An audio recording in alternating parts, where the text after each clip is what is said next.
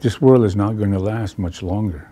I mean, science say, oh, it's going to be here till 25. No, it's not going to last that long, because look at what's happening right now.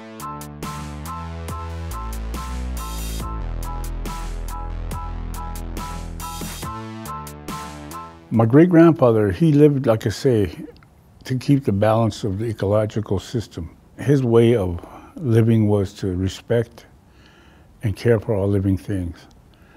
And now, the way the world is going, people who just slaughter animals without any respect, and then they kill all the green growing things like the trees, and I think he would be disappointed. To understand how this earth functions and how all living things have a spirit, you have to look into your own self and recognize who you are as a person. You have a spirit inside you, and you understand all these things have a spirit inside of them just like you.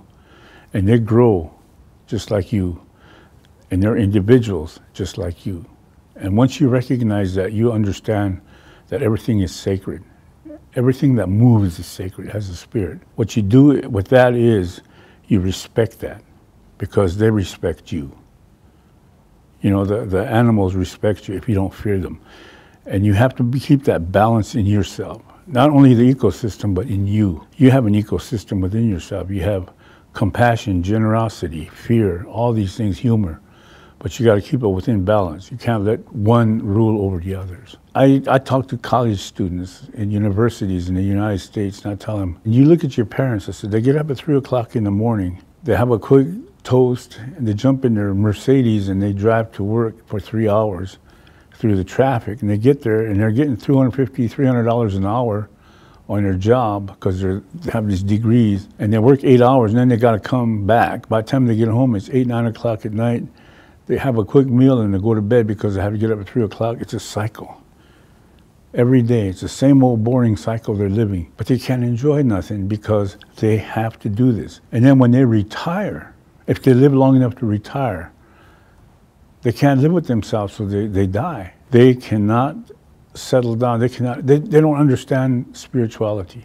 They don't understand sacredness. The only sacred thing they understand is their money, how much money they can make. And there's no value in money.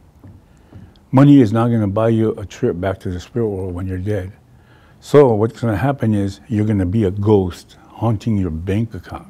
The system that I'm talking about is what's destroying the Mother Earth, is destroying the ecosystem. And see, this is another thing that the educated person does not understand.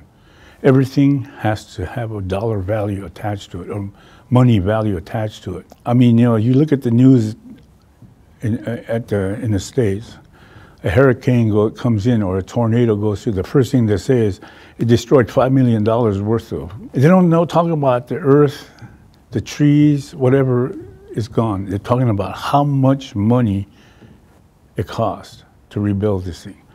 And there's no spiritual value in none of this.